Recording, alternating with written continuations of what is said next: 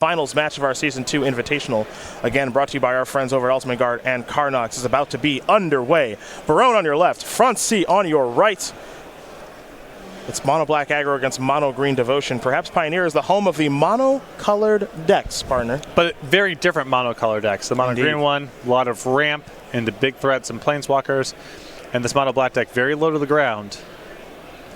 Be a Bloodsoaked champion to start here for Chris, while Adam has his own one drop there in Llanowar Elves. Chris's hand does look a little bit land heavy. You see the white bordered swamps, but also looks like a couple copies of Castle Lockvein. So he'll have to go towards Smuggler's Copter, which is an aerial threat, and pass the turn back over to Fronsee. Fronsee is going to deploy Jade Light Ranger, trigger, explore twice. Llanowar Elves will head to the graveyard. Once upon a time, we will see, pardon me, where that goes in just a moment. Nice for Fronsee here to get this Jade Light Ranger up to a 4-3. Breaking off the champion for next turn. Looks like he's going to leave that on top, so the Bloodsoaked champion will have some difficulty attacking on this turn, as Chris will draw a card. Picked up another copy of Smuggler's Copter. That one's a pretty good one. And his first order of business may just be to crew the Copter, so that's exactly what he's going to do. He will chug in here for 3, draw and discard. Picked up another copy of Castle Lockvein. So a little bit of flooding, but Smuggler's Copter is pretty good at fixing that problem. 3 damage will come across. Fronsee down to 15. Good news for Barone here, in spite of his land-heavy hand. Fronsee leaving the Once Upon a Time on top of the deck means that his hand's not already rolled up, and he might have to take another turn off setting up. Another Smuggler's Copter and a passing of the turn. Barone just has a Scrap Heap Scrounger and a couple of lands in hand. Fronsee will draw that copy of Once Upon a Time. And he does have a copy of Nykthos in hand, so I don't think he can really power out too much this turn as he taps 3 mana for a Jade Light Ranger, but perhaps the next turn he will be able to. We'll explore twice with the Jade Light. First one is Nykthos. That'll go to the grip. Next one is a Forest, and that will go to the grip. But again, good news for Barone. Not yet the sign of a made hand over there. He can win this race pretty easily if Fronsee doesn't find one of his hallmark cards. Fronsee will attack with that Jade Light Ranger for 4. Barone's going to fall down to 16. Fronsee will play a Forest after combat, and we're headed back over to Chris. Didn't get a great look at the draw step. May have been a Night Market Lookout, though. And now the damage is going to really start to pile up. Night Market Lookout is an innocuous one in this deck, but it's actually pretty good. A little bozo. Makes life pretty difficult there for Fronsee. And there's a Scrap Heap Scrounger as well. Nice draw step here for Barone, getting the extra point of damage, and with Fronsee having the 2-1 Jade Light Ranger, it's an opportunity for the Bloodsoaked champion to attack again. It is a Human Rogue is the Night Market Lookout. You see the Copter going to do some drawing and discarding. Swamp headed to the graveyard, and when Night Market Lookout becomes tapped, each opponent loses 1 life, and you gain 1 life. So next Copter is another Swamp, so that'll go to the graveyard. Well, Copter does a lot of great things. Flying damage, of course, is one of them, but overcoming Mana Flood is another, and that's what we're seeing right now with these draw and discards of lands. And if Fronsee takes the whole hit here, those 2 Smuggler's Copters are lethal next turn. And does Fronsee game 1 have any ways to interact with a Copter or gain life? It's basically just Walking Ballista, right? Yeah, Walking Ballista is the ace in the hole, and then Scavenging Ooze is another way to go about gaining some life here for Adam. He has 3 main deck copies of that card, but he does not have a great way to interact with the Flyer. This vehicle is dominating this battlefield, and Adam's going to fall down even lower here. And has to figure out a way to get himself out of the situation as he falls down to 6.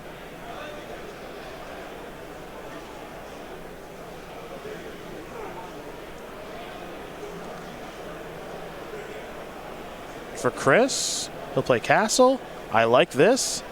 Let's Fatal Push away that Llanowar Elves to cut off a little bit of your mana, as well as a Pip for Nykthos, and say, Adam, do your worst. It's the best way here for Barone to cut off the impact of Walking Ballista. Not really a whole lot else to do.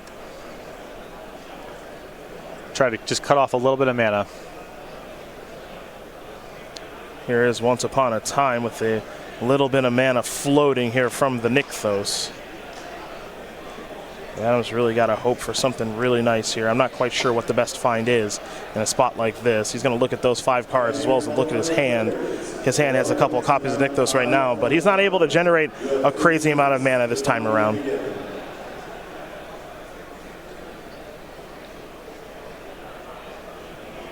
And he will take an Elvish Mystic. Those cards will go to the bottom of the deck at random.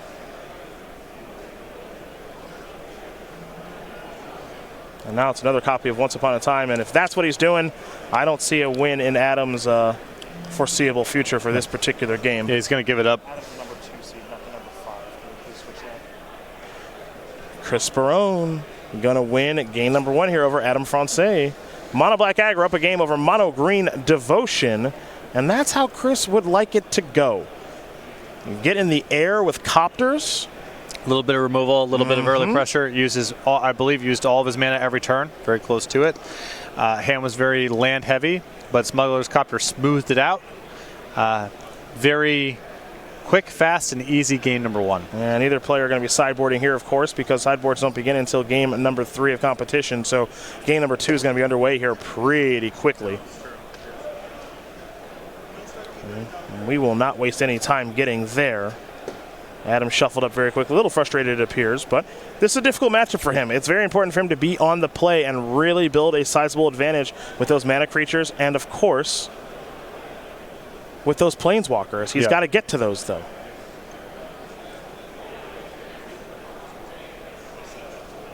So both players not wasting any time getting to their second game of competition. Keep in mind, we've got some Cube to cover for you fine folks a little bit later tonight here at the Berglund Center in Roanoke, Virginia. We're figuring out our last handful of people that'll be qualifying for that 10K Cube here this weekend. Looks like Chris is going to send his hand back. Not happy with what he's seen, but a deck like his doesn't mind taking a mulligan, given the London mulligan. It's looking to get off to a fast start with just a little bit of interaction. Well, not too much. You know, the London mulligans really just change the parameters of the game. Your opponent just has their good opening such a huge percentage of the time that your hands that don't interact, that can't play back against those best openings, are just instantly disqualified. And so I think Barone had a land-heavy hand, a couple creatures, but no interaction, and that one's just not even close to under consideration against 7 cards.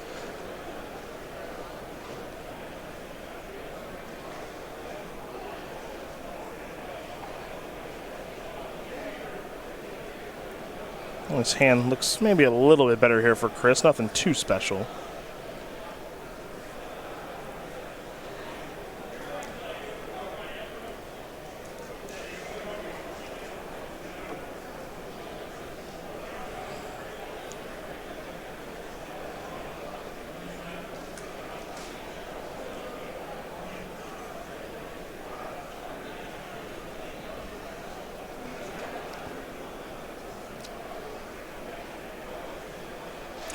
Well, we found the card we're going to put on the bottom, and we're about to be underway here. You already see Adam has some mana acceleration. He's going to kick things off with Once Upon a Time. So, a couple of cards here for Fronsee. And Walking Ballista is a good place to start if you've already got your mana acceleration. That's a payoff.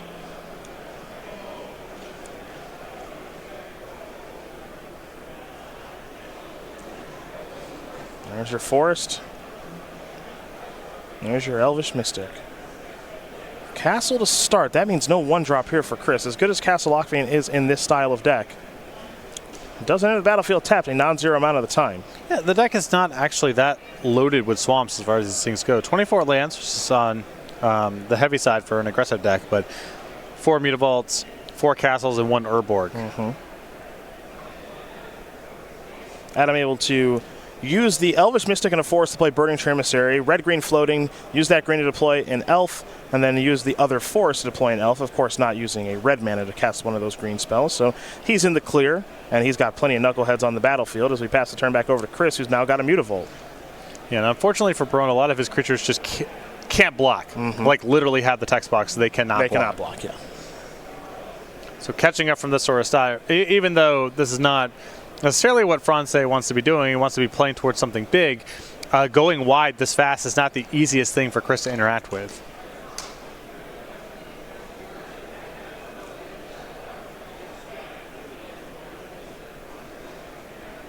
As a scrappy Scrounger, you got to get started somewhere. Scrounger's not a bad place to do it, so we're going to be heading back over to Fronsee now. forest the draw. He's got access to 6 mana right now. And I don't think he's got much else to do.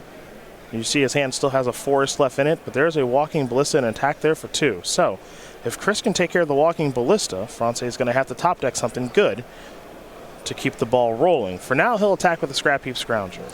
Well, maybe. Barone's start here suggests that he doesn't have a swamp in hand, which might mean no third land drop. And again, catching up from a battlefield this wide is not the easiest thing for Barone to do because he can trade 1 for 1. He's got a little bit of spot removal, but a lot of his threats can't block. I suppose there's the hope that Mutavault on defense could contain the Elvish Mystics in a couple of turns, but it's a little rough to just be passing without making plays. Walking Ballista is deciding where it's going to pop off to. It's going to take care of the Scrounger, and then one's going to go upstairs to Chris. And Chris will pass the turn back. You mentioned the lack of black mana, and that appears to be true as we head back over to Adam. Adam will play a Swamp. If that's a Scavenging Ooze, and which it is, this game might be over before it even begins. Right. I think Barone was hoping there that maybe the Mutavault could contain the battlefield for a little bit longer, but that Scavenging Ooze is going to be a 4/4 here in just a moment.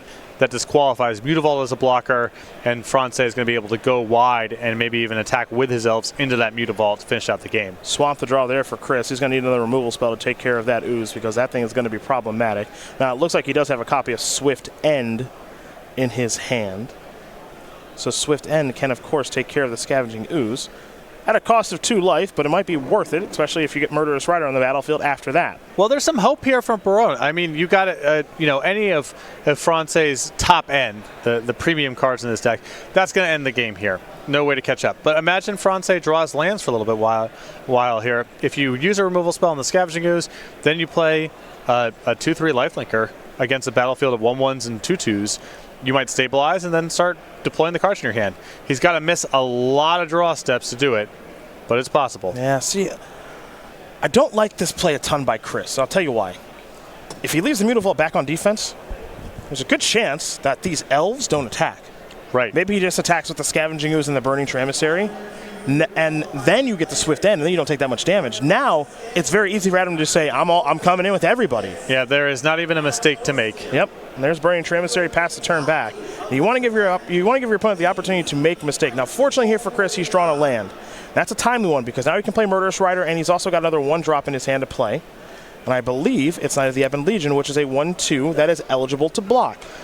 So he's got to have Adam really start to miss here.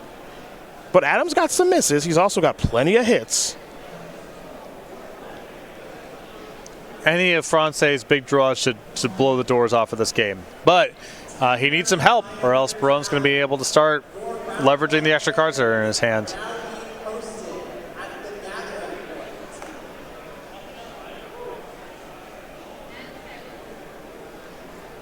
And Fronsee has no attack to make. He has Bren Brickwald for the moment. We go back over to Chris, who's starting to draw out of his land issues now. Now here's where the game gets interesting. Here's where the game, gets interesting because what kind of attacks do you want to make if you're Barone? Can you start attacking? Because you have to think to yourself, look, I got to do some things to get this game over with. That's pretty important. And that might be doable here. The Murderous Rider is so much better as a blocker than as an attacker that I think you want to hang back on that. Totally agree on that. It essentially shuts down all of Fronsee's attacks. But yeah, I think anything else that is reasonable to go on offense with, you want to start doing that now. You need to close out some draw steps here. The longer this game goes, the worse it is for Chris. Adam's going to find a Walking Ballista, a Nissa, a Vivian, something that matters. Another copy of Scavenging Ooze. Voracious Hydra, all of it. It's all bad. All of it is bad. So you've got to cut as many draw steps out of this game as possible, and what that involves is attacking. And I think the best attacker in this instance is Order of the Ebon Legion.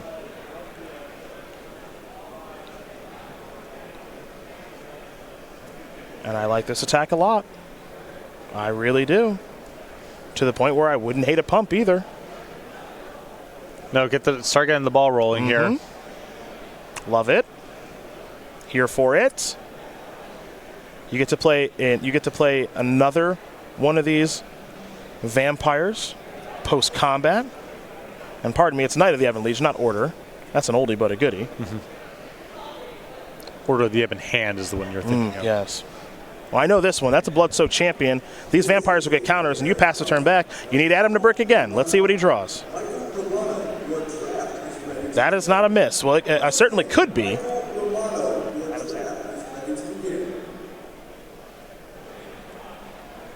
Voracious Hydra and Scavenging Ooze are the options. I mean, Voracious Hydra, you want to clear out. Although now clearing out that Murderous Rider, it's gotten a little bit worse because there's still a 2-3 back on defense. But it's got to be the best thing here. The Scavenging Ooze isn't getting you very far.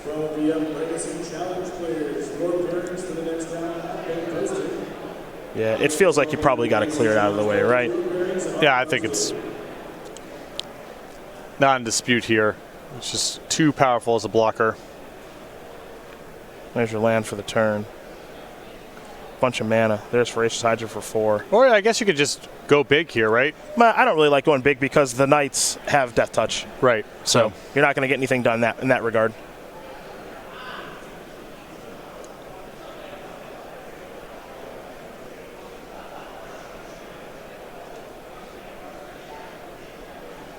He's trying to figure out what to shoot down.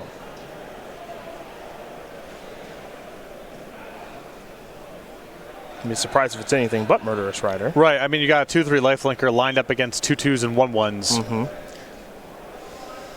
Yep. So Murderous Rider will go to the bottom of the deck, of course.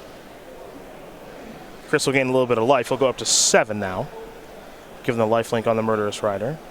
But now Chris is also getting to the spot where, okay, Voracious Hydra is just being a 4-5. It's not the end of the world. That's beatable because you have these creatures that can get Death Touch. The issue is that if we're kind of in a staring contest, Fronsee is drawing to a much more powerful range of cards than Barone is. So there's still a burden on him to get the game over with. So that is true, but the thing I do want to mention here is that Chris has the ability to draw more cards than Adam with the castle if we get to that point. Well, that's a finite resource because yes, you're taking your points on the way there.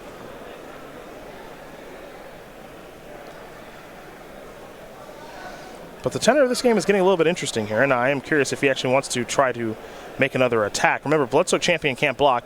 The Knight of the Ebon Legions can, and the fact that they can get Death Touch is certainly pretty attractive. But Chris is working with some life here when he's at 7, and I still do have some interest in getting aggressive, but it's me, so of course I do. Well, I just don't. I think the holding pattern doesn't favor you, even with Castle, just because you can only activate that so many times. And Fronsee has so many draws that blow this game wide open.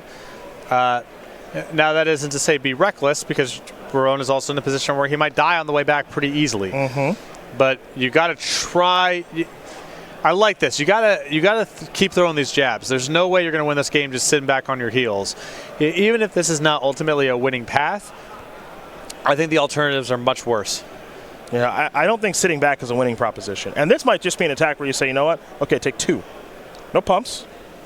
Because I want the pump back on defense for my other Knight against your Voracious Hydra, which I like. And have Mutavault as a possibility, too.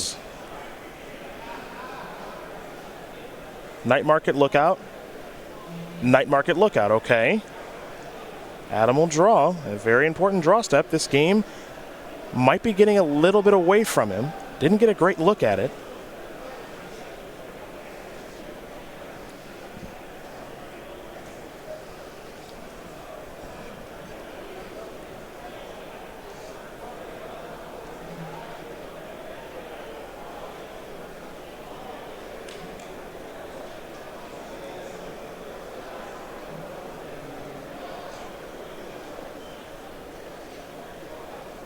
Adam is just going to pass the turn back. He cannot break through. We head back over to Chris.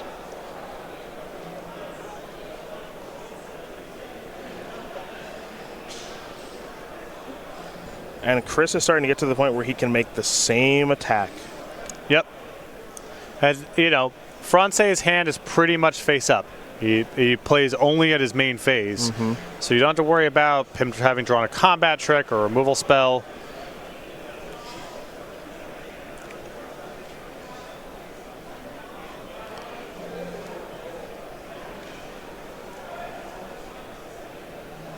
But if I'm Chris, I'm still attacking. Nothing's changed for me. I'm not playing around anything in my opponent's hand. As you mentioned, my opponent plays at sorcery speed. So there's no reason for me to stop attacking. And yes, Voracious Hydra can jump in front here, but you turn your creature into a 5/6. Voracious Hydra's a 4/5, so it's not winning that battle. Yep. So, and double blocks are horrible because the creature gets Death Touch. Right. So, this creature in this instance is more or less the Abyss in some respects, but it's getting its damage through. Or Fronsee can take the hit, and that's good for Chris for a number of reasons. Absolutely. And Chris is thinking about pumping, and Chris is going to pump. So now 5 damage is going to come through. The Knights are going to grow even more. And now we're getting to the point here, partner, as there's a land off the top that's going to enter the battlefield. It's an Urborg. We're getting to the point now where these Night Market Lookout triggers are really going to start to matter. Right, because, if you start no blocking the Knights, then you're at a spot where Barone can just untap and attack you with those, and you're dead to the triggers. Another forest for Fronsee, and he'll just pass the turn back. So now we start getting to the point where how many of these Knights do you want to attack with? Still maybe just one. There may be no need to get terribly aggressive here. But again, you've got to cut out as many draw steps as possible. Yeah, it's hard to cut him out, though, because Fronsee just has so many chump blockers. I still like the attack with one. I think you got to keep trying, but I do think it's a good time to start chump blocking now, if you are Adam. And if this is a Smuggler's Copter, it gets real scary now. Well, this represents lethal next turn, because you crew to 5, crew to 3, and then 3 more. Yep. Fronsee will draw.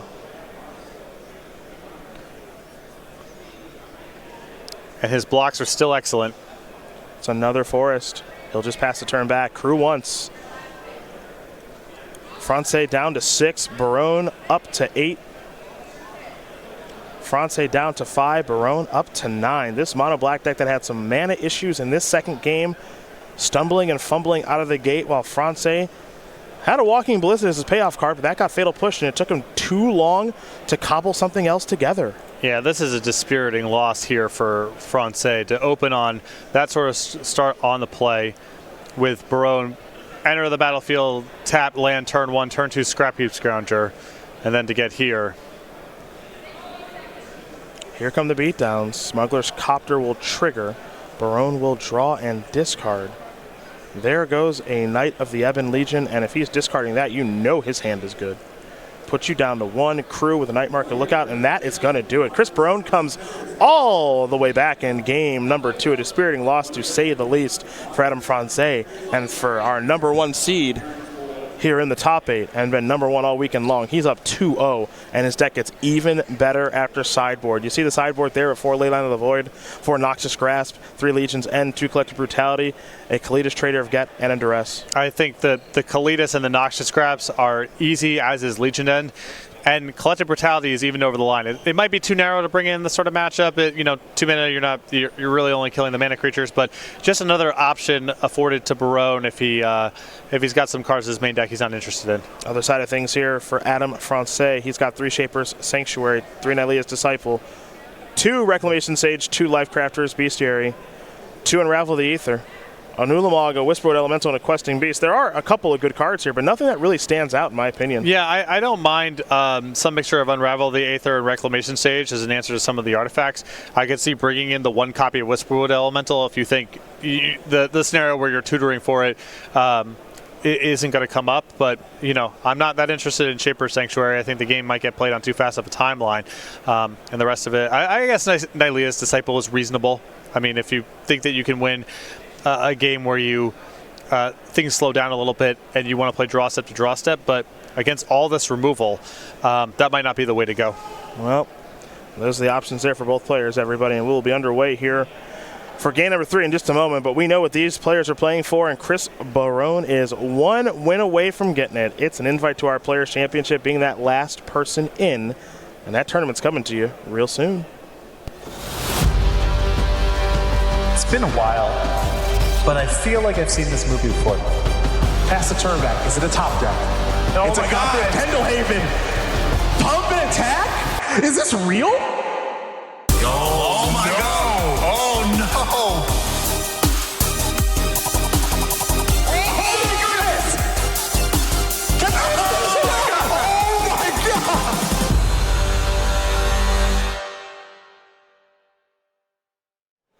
December 13th through the 15th. Only a handful of weeks away. StarCityGames.com Players Championship, 16 competitors, one champion, $50,000 on the line. And we punched a whole bunch of tickets there this weekend, as we've had plenty of players from Team BCW, Team Lotus Box, and some players not even on a team without any affiliation, battling all year long to qualify for the Players Championship. 15 slots have been punched. One more to go. And it's the winner of this match, and Chris Barone's got to be feeling pretty good about things right now. Up 2-0. Has made things look pretty easy thus far, able to climb all the way back, and what was, as you said so perfectly, a very dispiriting loss there for Adam Fronsee. And you can go back and find invitational champions with larger resumes coming into the weekend, or players with more of a history broadly on the SCG Tour. I am struggling to think of an invitational dominated by a player like Barone has done this weekend, if he's able to finish the job. To be first place at the end of day one, essentially untouched through the tournament, one loss, first overall seed, 3-0 your quarterfinals, 3-1 your semifinals, and maybe looking to put a 3-0 or 3-1 up on the board here. I really can't think of an invitational I've covered where a player has just been ahead of the field by so much the entire time and then went on to win it. I mean, it's been a beatdown from start to finish. It really has been. You know, maybe back in the day when Tom Ross won one of his back-to-back invitationals, I don't know, but I mean, this has been a beatdown from start to finish. I'd be surprised if we're talking number one overall seed, barely lose any games in the elimination rounds, first at the end of day one, like all of it. I mean, any metric you can use to describe someone dominating a tournament, there's not one that doesn't apply here. 8-0. Except, I suppose, winning the whole thing. Yeah. Still got to get one more of these games. He was one of our 8-0s after day one. He drew his first round on day two and then won the next round. So he was 11-0-1. Finally lost with humans. 11-1-1, and then, won and then drew, and then boom, there you go. So it looks like Fronsee has brought in the Nylea's Disciples. I'm interested to see how this plays out. If it's a card that you could add to your deck for game number one, when Barone is just a beatdown deck with a bunch of 2-1s, I could be talked into it. Post-board, when Barone is loading up on so many removal spells and probably cutting some number of his mopey creatures, it may not pull its weight. So I like it less. A lot less in the post-board games. And what do you cut? Because the deck is mana, some mid-range card advantage, and some planeswalkers. All that stuff's good. Well, Adam's giving it a long look. Chris might already be happy. I mean, Chris is he's been feeling it all weekend long. He's in the driver's seat here, to say the least. I saw some lands with some Thoughtseizes and Noxious Grasp. A good-looking hand.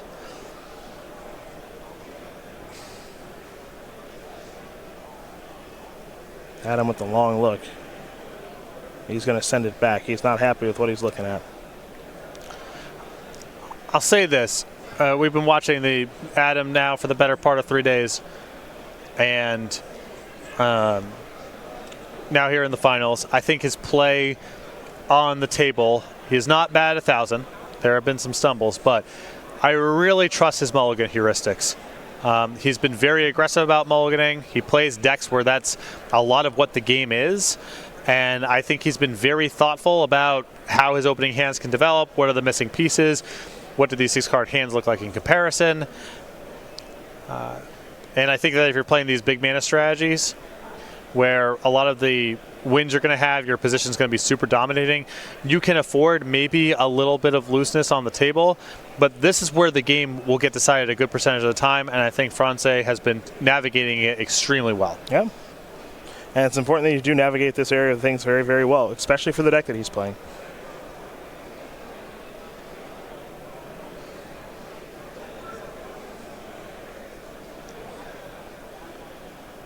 We're underway. And there is an Elvish Mystic here for Adam Fronsee. Now that said, these mulligans become so much more punishing post-board, especially on the play, because Barone can pivot into a deck with Thoughtseize, a million removal spells, and Castle, and grind you out that way. Part of the power of this deck. And pushing a 1-mana accelerant when your opponent takes a mulligan makes a lot of sense. This is a Burning Tree Emissary. That is a Walking Ballista for 1. Fronsee is down to 2 cards in hand. I mean, he's all and not much to show for it on the battlefield.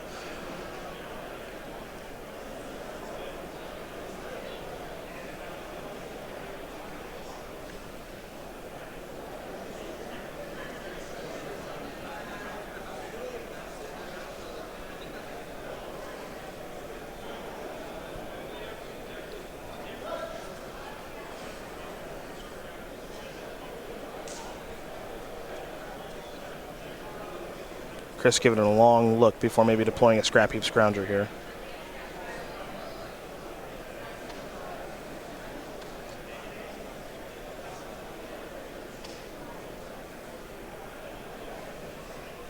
A lot of options in this hand. I think looking at Thoughtseize plus 1-drop, Smuggler's Copter, Scrounger. Gonna go to the Scrounger. Pass the turn back over to Adam. Adam with the Forest off the top of the deck. He'll give some beatdowns this way. Barone's going to fall down to 17. Let's pass the turn back. And I like not deploying anything there, because there's an attack for 3. We're all tied up 17s. This is a Thoughtseize. Ballista and Voracious Hydra, the hand here for Fronsee. One of those cards will be headed to the graveyard. And I like the decision from Barone not to Thoughtseize last turn, because Fronsee is not really threatening anything that good at 3 mana. It's basically Jadelight Ranger. 4 and beyond is where you start talking about the Planeswalkers. Those are really important to get. So spend your mana efficiently, get some presence on the battlefield, and then you can follow up with Thoughtseize on a turn before Fronsee is about to threaten something potentially very good.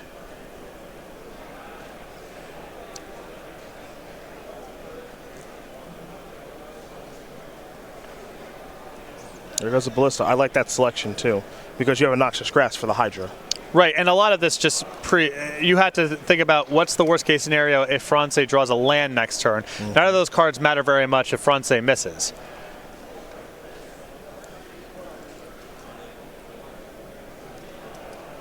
And 2/3 Hydra fighting your, Scrap Heap Scrounger. Who really cares about that? That's fine.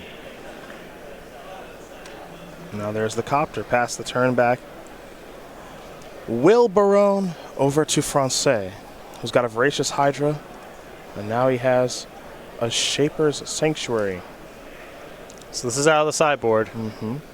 There's an attack for 3 once again. Barone's going to fall down to 12.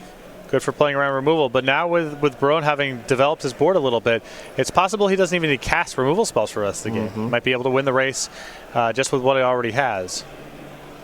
And if he can't find the pieces to win the race, well, you know that Smuggler's Copter will almost certainly find what's missing. So, here come the beatdowns for 6. Draw and discard. Castle Lockvein, the draw. Goodbye, Swamp.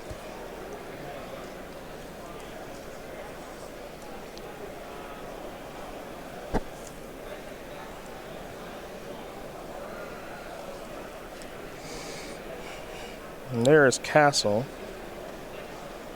Here is Bloodsow Champion. A little surprised to see the sequencing here, not having the Knight back to block. Could have played Bloodsow Champion to crew the Copter and then the Knight back on defense. Well, I think he definitely wanted to play the Knight that turn, and depending on when he draws off the Copter, he might want to do something better than Bloodsow Champion. Sure. Nykthos the draw. Comes directly onto the battlefield. We know that last card. Everybody does. It's Voracious Hydra in Adam Fronsee's hand. No surprises there. But if you spend your turn doing that, and Barone's got a removal spell at the ready, even if you draw a card off the Shaper Sanctuary, you're looking at a really rough next turn. I'm getting aggressive.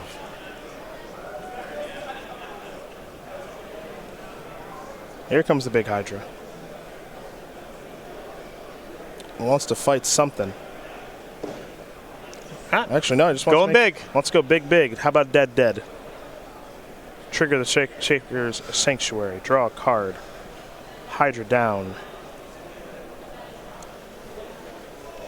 A little bit of life gain there for Chris, I believe. But either way, we are going to head back over to Chris Barone. And, I mean, Barone can sense it. He's real close. If he doesn't have this turn, he's real close. And Fronsee is not drawing to a ton of cards to get out from under this.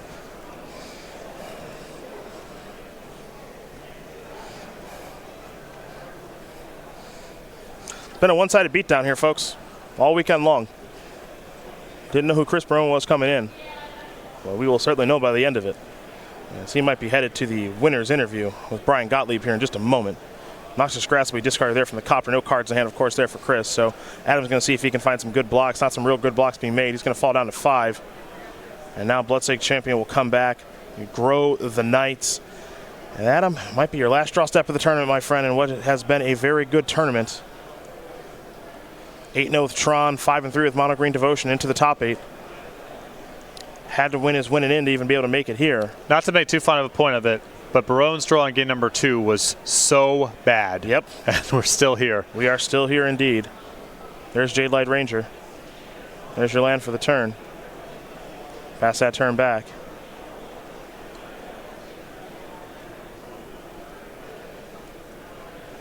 And crew the copter. Here are the attacks. Trigger. Discard a swamp. Copter left in hand. You can block those Scrap Heap Scroungers, but it's not going to do it. Chris Barone going to win this game and match here over Adam Fronsee, 3-0. Brought out the broom a whole bunch this weekend, did Chris. And as a result, he is your Season 2 Invitational Champion, and he is headed to the StarCityGames.com Players Championship. We have been doing this for approaching a decade now. 10 years in the booth. Like I said, we've had some star-studded invitationals, and great top 8s, and storyline names, you name it, the whole thing. But not anything like this that I can ever recall of 8-0 at the end of day 1.